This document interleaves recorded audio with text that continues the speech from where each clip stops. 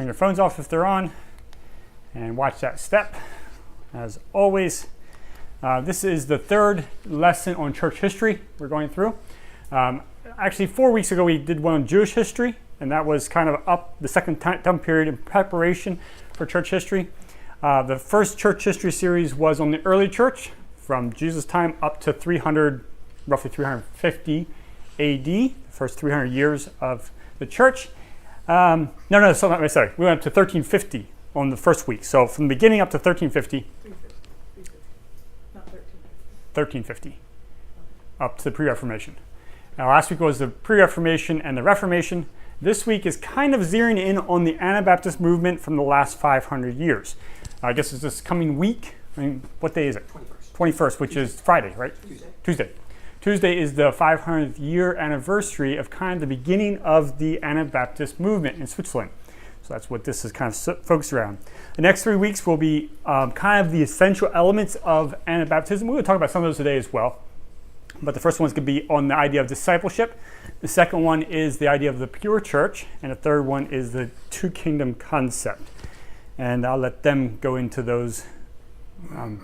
Matt and Dawson go into those, and I won't do this morning. So when you're looking at church history, the question that always comes back is, what is real Christianity? And church history is every generation trying to figure out what is real Christianity. Because there will always be imposters. There will always be people that are claiming to be Christians who are not living the same way as other Christians. And so what is real Christianity? And for the last 2,000 years, every generation had to figure that out for themselves. What is real Christianity? Now, how many generations were in the last 2,000 years? A lot. Depends how long you make a generation. But if you just say it's 20 years, that's a lot of generations. A lot of people had to wrestle with this question: is what is true Christianity? In the last 500 years, lots of people had to wrestle with that question as well. During our sharing time, whoever leads out with that, who's leading out? You figure that out, Dustin? That might be a good thing to spend some time on. What is real Christianity in our context? How are we going to define real Christianity? So last week, a little bit of review. Talked about Anabaptist beginning, and they were in this time of political turmoil. You had the progressive peasant rebellions. They're going to make a perfect world. You had the mystics, who is going to live in a perfect state of mind. You have the traditionalists, the Catholics, who want to just keep everything going the way it was. And then you had the fundamentalists, the reformers, who wanted to focus on the ideal truth, anchor ourselves in the very truth, and we've got it.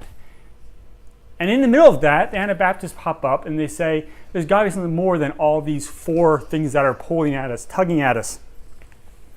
And I think they would have answered the question is, what is Christianity like this? The essence of man is found in the creation of God's image. The essence of a Christian is found in his rebirth in the image of Christ. Christianity is not about idealism, not about personal revelations, theology, or culture. To make any of these the essence of Christianity is idolatry. Christianity is Christocentric, Christ-centered, regenerative discipleship. That's how they have answered that. And sometimes those Anabaptists got pulled in one of these other ways a little bit. Sometimes people who were claiming to be Anabaptists were really fit much better in one of these other groups. The mystics, on the bottom there, I have the cages that were hung on the church steeple are still there. Church steeple in Munster. Yes, they were rebaptized, but all the other elements of who they were was very Lutheran. So who are they? Well, they're a mixture. They're trying to borrow from here and there and everywhere and forming their own worldview. Menno Simons answered this question of what is true Christianity with true evangelical faith is of such a nature it cannot lie dormant, but spreads itself out in all kinds of righteousness and fruits of love. It dies to flesh and blood. It destroys all lust and forbidden desires. It seeks, serves, and fears God in its inmost soul. It clothes the naked. It feeds the hungry. It comforts the sorrowful. It shelters the destitute. It aids and consoles the sad. It does good to those who do it harm. It serves those who harm it. It prays for those who persecute it. It teaches, admonishes, and judges us with the word of the Lord. It seeks those who are lost. It binds up the wounded. It heals the sick. It saves what is sound. It becomes all things to all people. The persecution, suffering, and anguish They came to it for the sake of the Lord's truth, have become a glorious joy and comfort to it. That's how he answered the question is, what is true Christianity? And we would have to answer that question too. If you do not answer the question of what is true Christianity, and actually spend some time thinking about it, you will pick an answer. And it might not be the answer you want to pick. As you think back on it years later, you might say, I picked the wrong answer. But everybody will answer that question either through their life or through their thinking or through some other way of what is true Christianity. The Swiss Anabaptists, again, review from last week, started January 21st, 1525, and it began with a baptism. And we talked about how they were mentored underneath Zwingli a little bit, and they were Bible studying together, and they wanted to take their faith in an area that Zwingli did not want to go. He wanted to just appeal to the princes, the local people, appeal to their power and their authority, and not get himself in trouble. And so he was not willing to go where they wanted to go. And they said, we're willing to die for this. And they did. They were baptized on 1525. 2 years later, they met together. The leaders of the movement met together for the Schleitheim Confession, 1527. They were heavily persecuted. They fled to Germany and throughout Europe. Part of the spread of Anabaptism was because they were fleeing persecution, and so they spread quickly. In less than about 30 years, there was as many Anabaptists as what there was in the first 150 years of Christianity. It spread much faster, and it's because of that severe persecution. They had missional teams. When they weren't fleeing persecution, if they had time to stop and think, they would get together missionary teams and send them out. And I mentioned they had a pastor, a preacher, they had a deacon, and they had an athlete, a runner.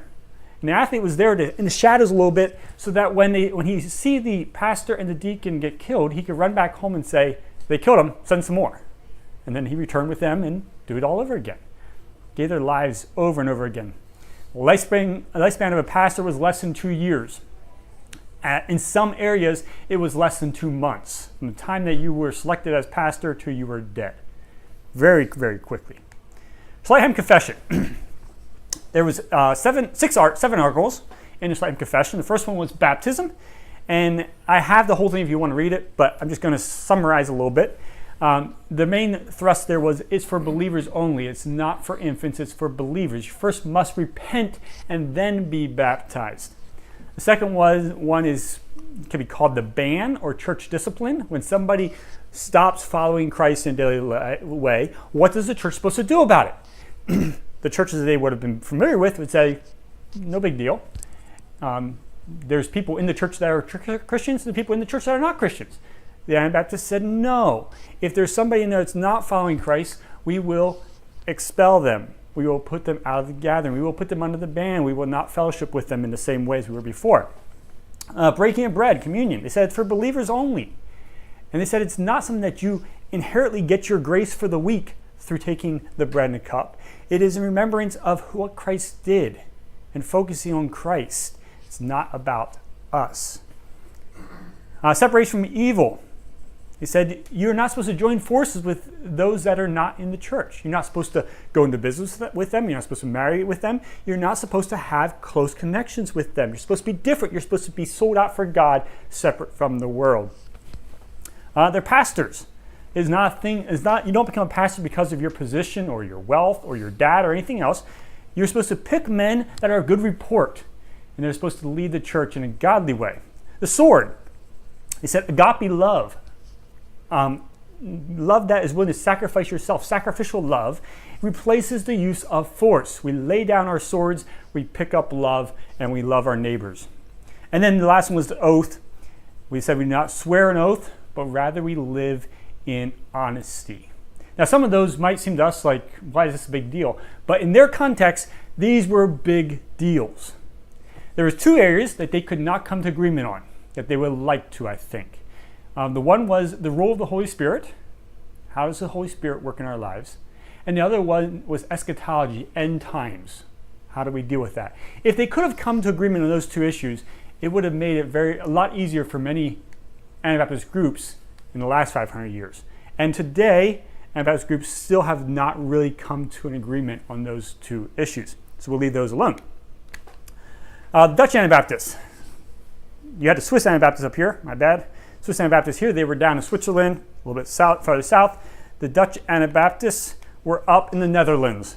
Dutch Anabaptists were an interesting group. They were never persecuted like the Swiss Brethren. They spread among the middle class. The early on in the Swiss Brethren, it was the intellectuals, and then through the I'm going to say the working class. This was the middle class, or maybe even the upper middle class. It's not your aristocracy, but it is your doctors, your lawyers, your professionals is where it spread the most. At one point in time, 80% of the doctors in the Netherlands were Anabaptists. That tells you something about who these people were. They were more prone to mysticism. They got off track there a number of times. And one of the good things was they sponsored the escape of the Swiss Brethren. Without the Dutch Brethren, even with all their faults, because they had many faults, without them, the Swiss Brethren would have been virtually eliminated. And they would have been like many other groups throughout history that popped up and then were eliminated. But they did help the Swiss Brethren survive. The last martyrs of the early times, I'm going to call it the early times, the early Anabaptist movement, was Hans Lannis in Zurich. He was an outspoken leader. He refused to leave. They wanted to banish him. He says, no, my church is here. I'm going to pastor my church.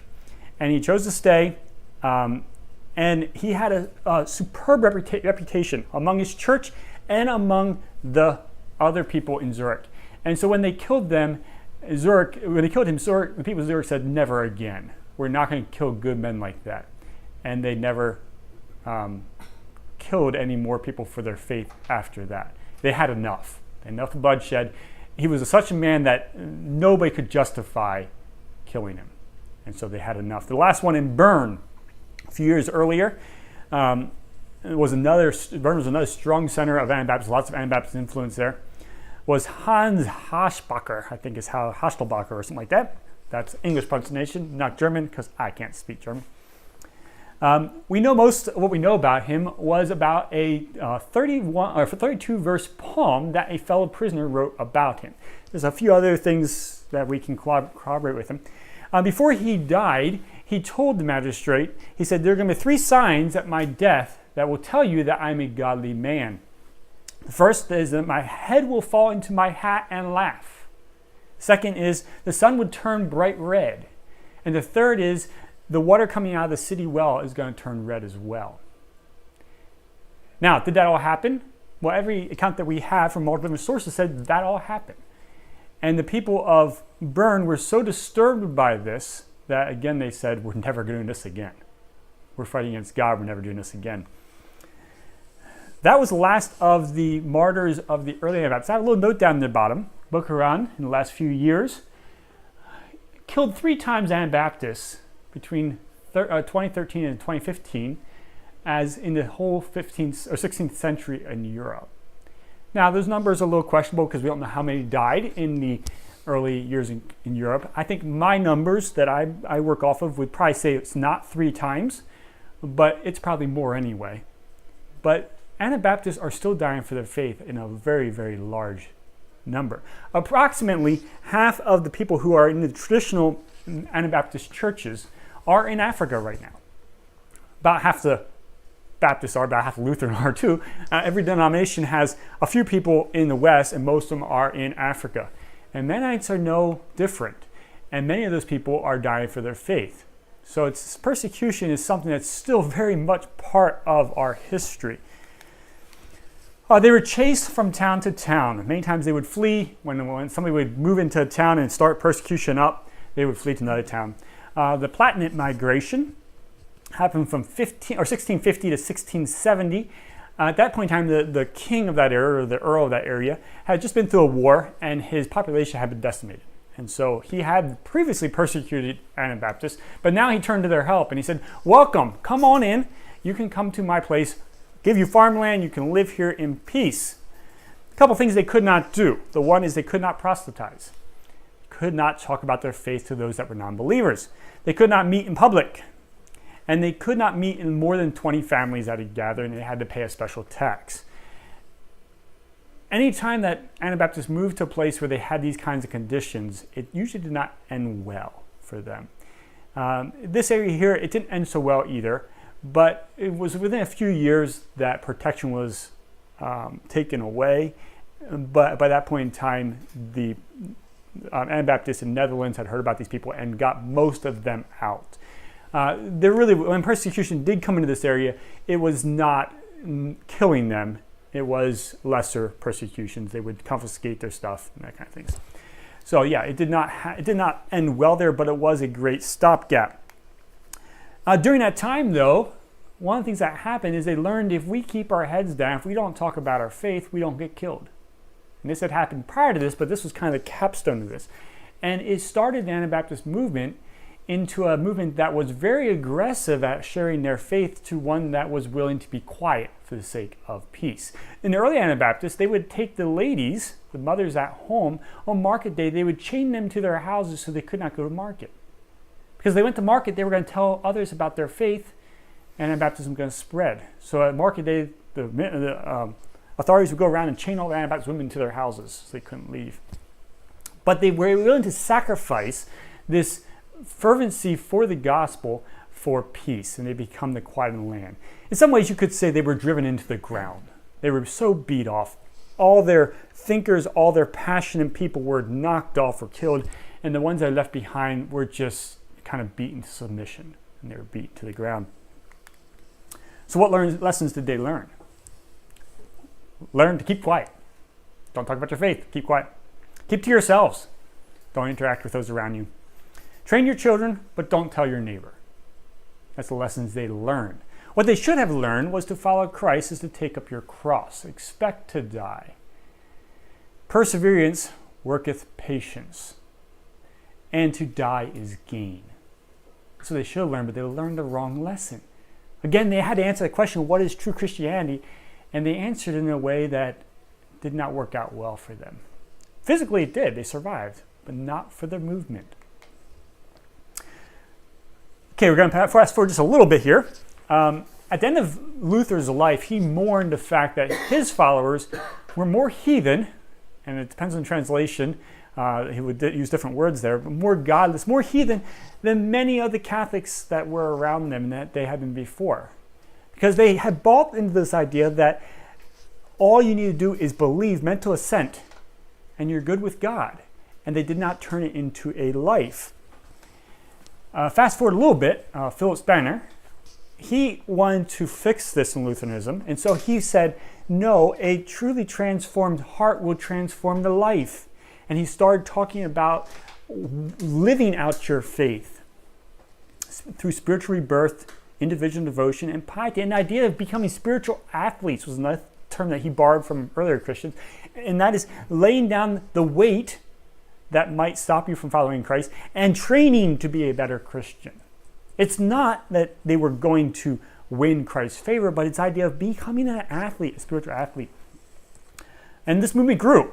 In a very short time, it overtook most of Lutheranism, and it moved into the rest of the Christian world. It moved into the Anglicans, it moved into the Catholic Church, it moved into the Anabaptist Church and many other groups.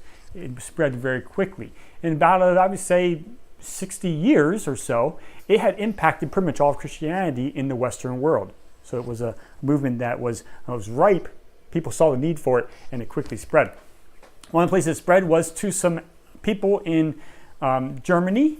The Church of the Brethren is how it's known today. And there's probably a Church of the Brethren around here. I didn't look, but I'm sure there are. They're everywhere. But any of the Brethren churches, most of the Brethren churches, kind of come from this movement here. It started off with Alexander Mack and 7 others. Some sources will name the 7 others. Other sources say we don't know who they were. But they gathered together for Bible study and prayer. And eventually they came into questioning about their baptism. They were baptized as infants, but they came under the idea from the Anabaptists, borrowed it from the Anabaptists, that no, we should have believers' baptism. And so Alexander Mack was their leader, but he said, I don't want this movement to be named after me. So he wanted to pull straws, who's going to baptize everybody.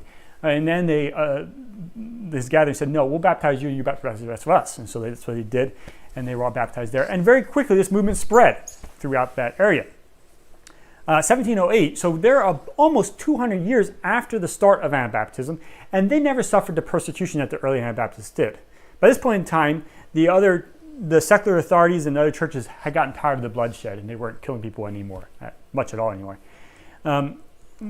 So their way of thinking is different. And even brethren churches today, their way of thinking is different that you'll see in most Anabaptist churches. They don't have this idea of we are being pursued, we're being persecuted. They don't carry that with them. And there's some other things that they think through differently as well. Mack led his church to the Netherlands, and then the Mennonites there helped them migrate to Penn's Woods, or Pennsylvania. And today, that's kind of the center of the Brethren movement is in Pennsylvania, but it has spread out throughout the United States and Africa, South America. It's not so much in Europe anymore. It's mostly left Europe. But that is one large gathering that is often associated with the Anabaptists, though they kind of came in a little later. Another group that will sometimes claim to be Anabaptists is your Baptists. This is a little earlier. 1607 is the beginning of the Baptist movement. John Smith is often considered the father of the Baptist movement, and he was an Englishman. He was from England, not Germany. He was over in England, and if you remember in England, they were never quite comfortable underneath the crown, and so they had this little bit of rebellious nature. The Anglican Church had started there roughly 100 years prior to this, and it was started because King Henry wanted to divorce his wife. The Pope said no, so he started his own church, made himself Pope. This was the setting that John Smith was in. He's reading all literature from Anglican sources as well as other sources, and eventually he moves his gathering to Holland. Now, some people say he went there and raised the gathering there. Some people talk about, I think the most I heard was 20 families that moved with him up to Holland, and they were thinking they might fellowship with the Anabaptists. The problem is they were firebrands. They were preaching on the streets in Britain, and when they get to Netherlands, they see these people who have been beaten into the ground, who have learned that if we keep our heads down, we don't get killed. And they said, you can't do this. And so there's questions of whether they wanted to join them or not. John Smith said, yes, we should join them. They got a lot to offer us, and we can keep these other things, and maybe we can influence them as well. Thomas Huey said, no, they are not what God wanted to do. God wants us to spread the gospel and so on, and so they had this kind of tension. Eventually, Thomas Huey excommunicates John Smith, and as well as one or two other brothers who were with John Smith, and they went over and joined the Anabaptist movement. Now, did they ever officially join? That's a little bit questionable. John Smith did marry an Anabaptist lady at one point when his first wife died, I think, if I remember right. He did join. Thomas Huey steered the church towards more of a Reformed thinking, Reformed theology, and away from the Anabaptist beliefs. So they held on to believers' baptism. All Baptist churches today will hold on to believers' baptism, but many of the other things in the Schleicher Confession, they're not going to hold on to. They steered them away. But John Smith, the father of the Baptist movement, was very comfortable with the Anabaptists. I think if the Anabaptists would have been alive and well during that time period, they would have simply merged, and the Baptist and Anabaptist church would be one right now. But because they had been beaten into the dirt, they never did merge. I've been walking into a number of Baptist churches already, and I will often in their hallway someplace, they will have a tribute to their forefathers. And they will have Conrad Grebel, George Blaurock, Felix Mons. They will list all of our forefathers on their walls too. And it's interesting seeing us both claiming the same forefathers, though kind of in a different way. Okay, you've got persecution happening in Europe. And about that time, Catherine the Great of Russia is trying to reform her world. She's ruling a country that is very much in the dark ages, you could say. Not near as advanced as all of Europe. And so she invites the Anabaptists to come there. And she says, I will give you land. You can teach us how to farm. You can have your own farms. And many of them took her up on the deal. They moved into southern Ukraine. Actually, a lot of areas that are being fought over right now were once held by Anabaptist people. Like millions of acres worth. Like most of the battlefields today were once farmed by Anabaptist people. They turned Ukraine into the breadbasket of Europe. And that's still sometimes called the breadbasket of Europe because these Anabaptist people, they worked hard. They did not spend their nights drinking at the local pub. They went home to their families, and they were able to outperform all the other peasants around them. And they taught them how to farm and so on.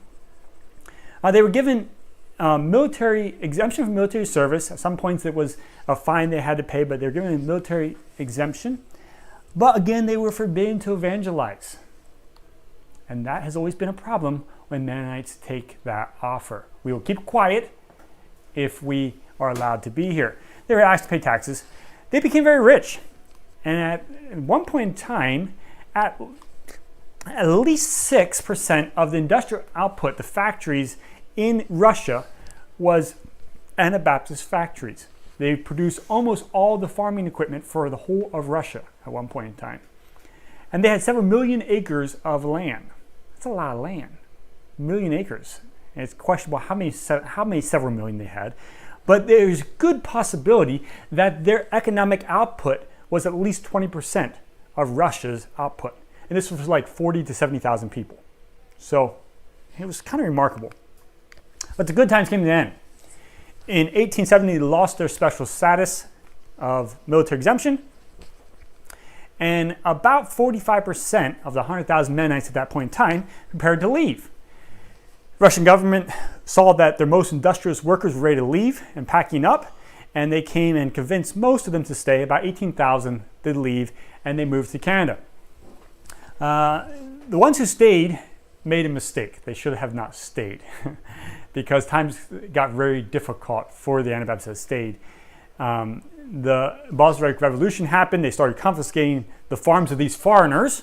They confiscated these wealthy farms and made life very difficult for the Anabaptists. In the 1920s, another second wave happened, and about 21,000 fled to Central and South America primarily. And then there was a third, maybe you could say a fourth wave of people that left Russia. Today there are still some Anabaptists in Russia, but very, very few. Almost all of them that survived are in the Americas someplace, Central, South, or South Central or North America. They have a little different way of thinking through life. Their persecution happened in the last 150 years. And I know many of these people, and most of them will hold multiple different passports from different countries because they have the idea is someday persecution can come here and we're going to have to flee. And you always want to have a backup plan.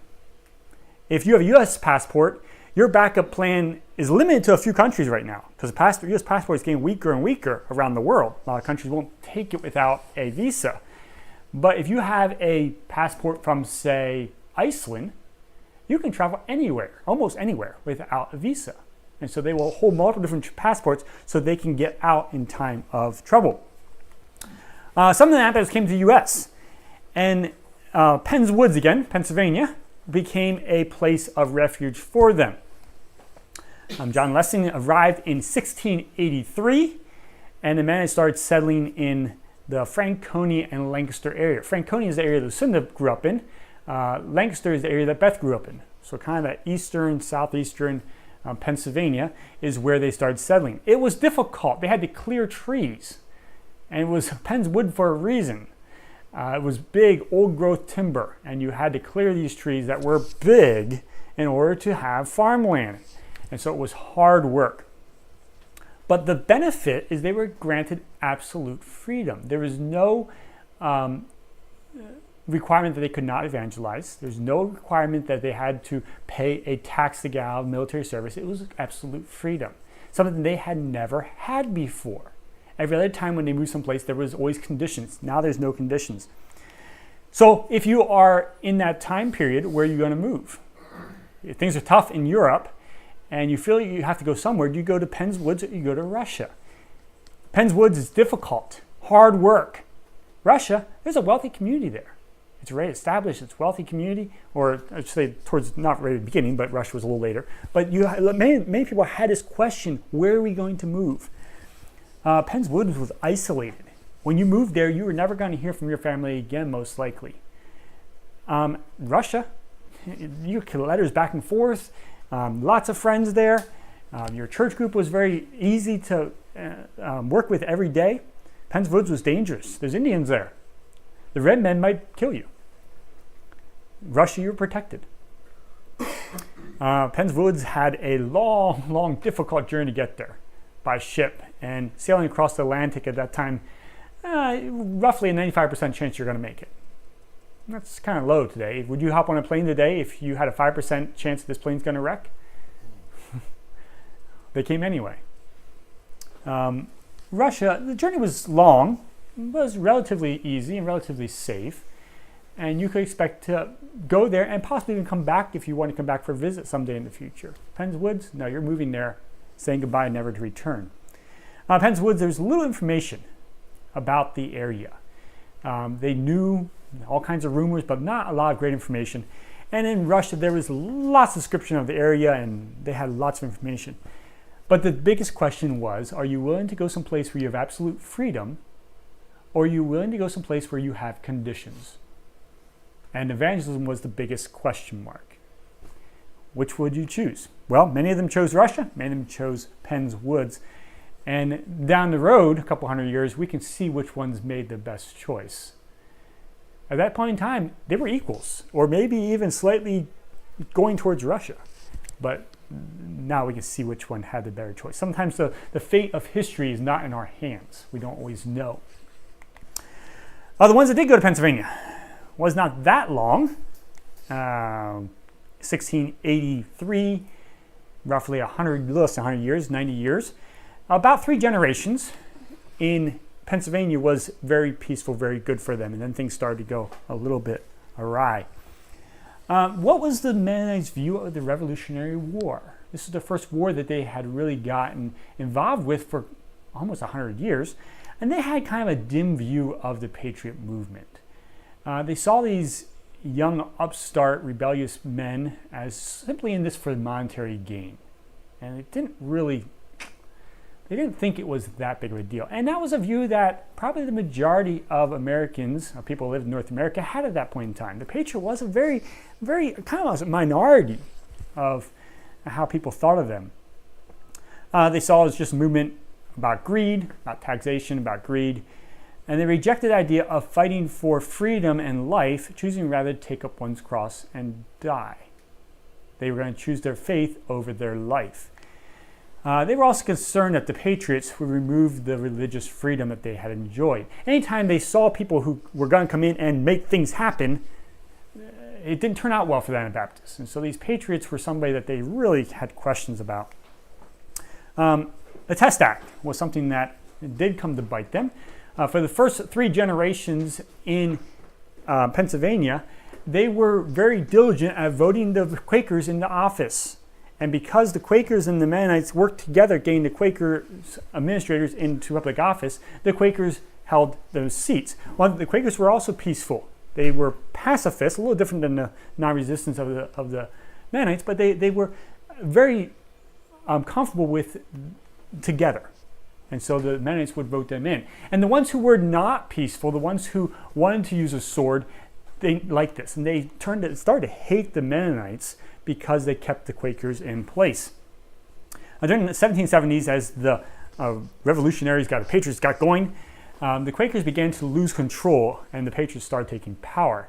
And that turned out to be a time when the Patriots looked at the Mennonites and said, now it's our time to get back at you for keeping the Quakers in office. And so they kind of turned their wrath on the Quakers and the Mennonites at that point in time. 5 years later, the Mennonites petitioned for exemption of military service. That petition was not granted. And in fact, they came down very hard on them because they even dared to ask for it. In 77, the Test Act was passed in Pennsylvania. Almost all the colonies would have some sort of Test Act. And 77 is when Pennsylvania's Test Act was passed. And it was set up that anybody who would not swear allegiance to the Patriot cause was to have their property confiscated. And this act was used against both the Quakers and the Mennonites a number of times. It happened in October, November that year, and it had an early onset of winter weather. And so the Patriots moved in and started confiscating farms and putting the families out. The way it was working is the man was supposed to be arrested, thrown in jail, and the family was expelled out into the cold. And there were a couple of those families that died from exposure because it's 10 degrees and they have no place for shelter. And that was a time that, Ben Franklin, eventually when this started happening, he saw what happened and he went and appealed to the patrons and said, these are good people, don't do this to them. And they relented and returned their farms to them, but for some it was too late. So Ben Franklin kind of came to the aid of the Anabaptists and the Quakers at that point in time. That was a time where the Mennonites started saying, we will have nothing to do with politics. They saw that their interaction with keeping the Quakers in charge is what draw the ire of the Patriots. And so at that point in time, they stopped having any They stopped voting, stopped having any interaction with government and ruling. Civil War is the next time that they kind of had a big test. In the North, a fine was imposed. You could get out of military service, but you had to pay a fine. And I should have went back and looked at it. I think it was $400, which today doesn't sound like much, but at that point in time was huge. It was like 2 years worth of wages. But they banded together and they would pay the fines for everybody, and they were able to continue farming in peace. Sometimes the battles were fought on their land around Gettysburg. Some of that land was Mennonite-owned land, and so they had a lot of devastation there. But for the most part, they could live in peace. The Mennonites in Virginia, the Shenandoah Valley, which is right here, Route 81 goes right down through here. Smoky Mountains are right here. And there's a valley here, the rolling hills. It's a very rich and fertile valley, and it was where Mennonites had settled for many generations. That was different. The South did not have quite as much compassion on the Mennonites, and they killed many of them. The farms were devastated. The men, if they could catch them, they would conscript them into the army.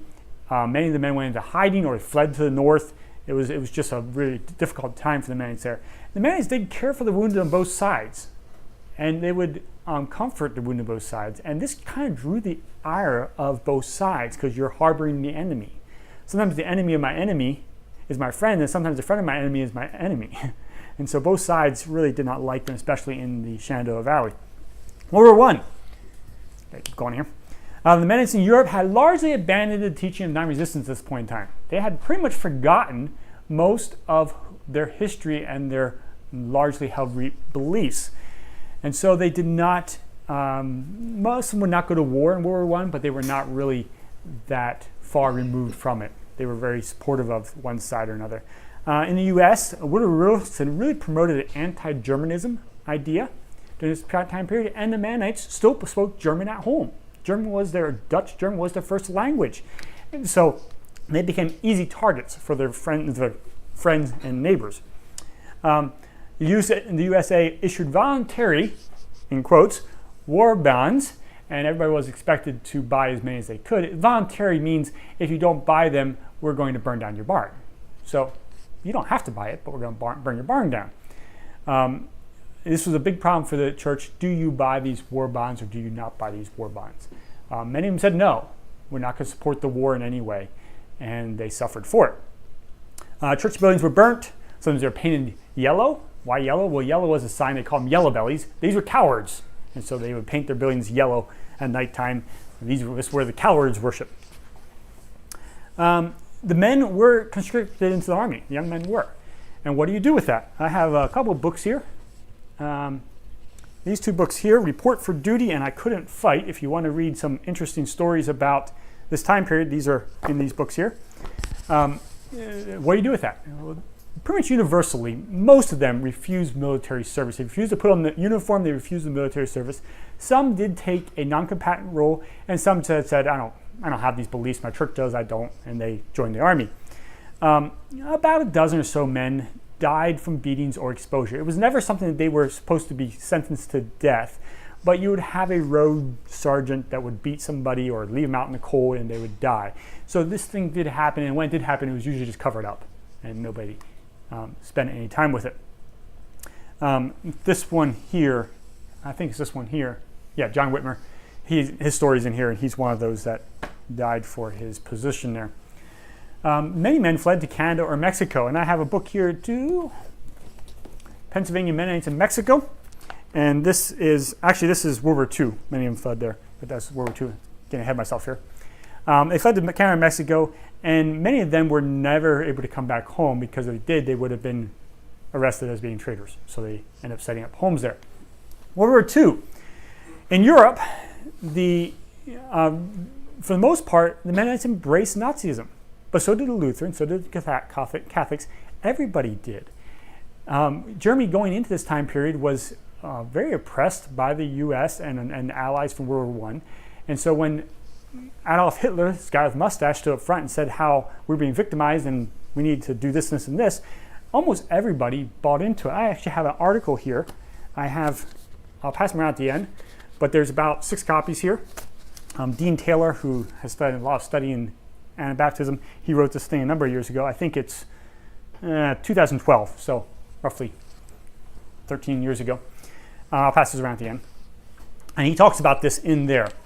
The Mennonites in Germany, or all of Europe, had pretty much forgotten their roots, and they had become much like many of the other Christian churches. They had answered the question, what is true Christianity, very differently than their forefathers did, or their relatives in America and other places.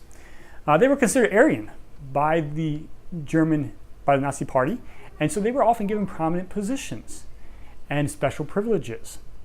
Many of them were even the ones that were in the Russian bloc, when those areas were conquered, they were given special mayor of the town or whatever, because they were considered Aryan. At least one Mennonite became part of Hitler's bodyguard. Now there's some question whether he was still part of the church or not, but most likely he still was. Member of the church, part of his bodyguard. But you know what? All the other bodyguard members were also parts of other churches too. Nazism was very much based on the church. They would sing hymns at their rallies, and the churches bought into it. It's a lesson for us. A small remnant did hold to non-resistant. They fled to Sweden or other rural areas. There was a small group that formed a community at that point in time. I think there's an article in here about that as well. They're today called the Bruderhof. The Mennonites there rejected them because they held to a non-resistant viewpoint. And it was only through the Mennonites in America that got them out of that area eventually that they made it to the U.S. And the Bruderhof communities are all over, especially the Northeast, but throughout the U.S. It's not a huge movement, but it's, 10, 15,000 probably. They have a very big presence on the internet, and if you start Googling for them, you find all kinds of stuff. They do some really good class act work. This was something that was written to Adolf Hitler by the Mennonites in Europe. It is a conference of the East and West Prussian Mennonites. Assembled today, this is the telegram, assembled today in Tokohagen, Free State of Daising. We feel deeply gratitude for the powerful revival that God has given our nation through your energy and promise joyful cooperation in the rebuilding of our fatherland through the power of the gospel.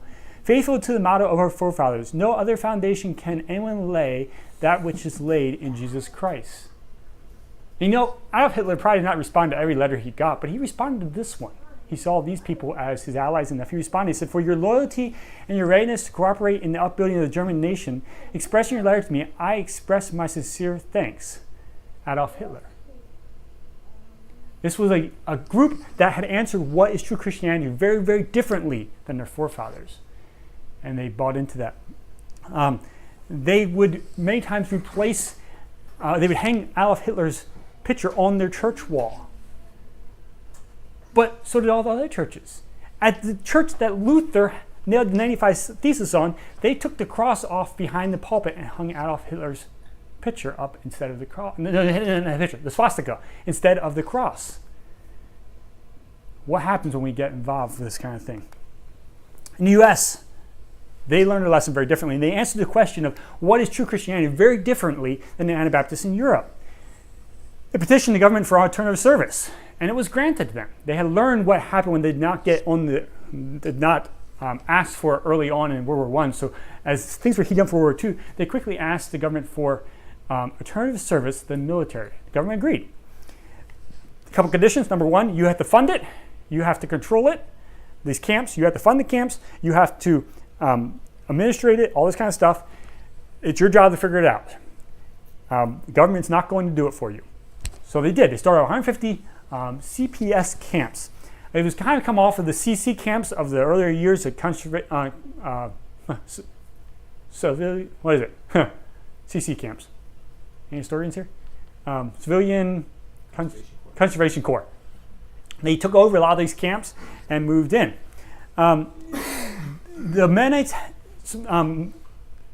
took care of most of them. The Brethren did start some. Amish, I think, started 2. The Quakers would come to their camps. The Quakers didn't start any, if I remember right. JWs, who also were non-resistant, would join these camps. And they would spend 2 years, young men would spend 2 years in one of these camps. They did forestry, building roads in the forestry work, smoke jumpers. They would jump out of airplanes into forest fires to try to put the forest fires out. They worked in mental hospitals quite a bit. and road building was some of the main things they worked in. One of the things that was interesting is the government was trying to find cures for a lot of diseases that were plaguing the troops on the field. And so they would walk into these camps and say, we need volunteers to be infected with or be given a shot and infected with a certain disease. Malaria was a big one. And they said there was never a shortage of volunteers. And so young men by the hundreds would agree to be given malaria. Malaria is not a fun disease to have. And they said, we are here to serve God, and if it means saving somebody's life in order to do so, we will give our own. Some of them actually died from it, from the infections. But at the end of the war, by the end of the war, malaria had a cure. So they gave their lives sacrificially for their fellow man. That is agape love. They answered the question, what is true Christianity? Is I will love even if it means costing my life. 1900s. This is shifting gears a little bit. Mennonites moved into academia. They went to college in a big way in the early 1900s, and they started their own colleges. There was about 15 colleges, 17, it kind of depends what you call college, what you call Bible school. About 15 colleges that were started. Some of them well known today as EMU, Bethel College, Heston College, Goshen College, Bluffton College. Those are all Mennonite or Brethren colleges or Brother in Christ. Brother in Christ started 3. But within a few years, all these colleges went to the left. They rejected Christianity by and large. They got involved with social agendas, and they kind of left their roots. This caused a distrust among Mennonites of higher education. Instead, they kind of turned towards a fundamentalism. Many Mennonites did during this time period. 1950s, we have a lot of wealth. After World War II, all of Europe is devastated. America is still intact, and so America becomes very wealthy in the 50s. And the Mennonites took part in that wealth accumulation. They started to leave their farms for big business and for academia again. Missions and church planting was very prominent during that time period. In fact, there was a Mennonite church started in Miami, kind of over, what's the airport over there on the west side? There's a Mennonite church that started there in the 1960s, I guess it was, 70s maybe. The idea that faith and belief were internal and had no attachments with the external became very prominent in this gathering. They borrowed that from Lutherans and some other churches.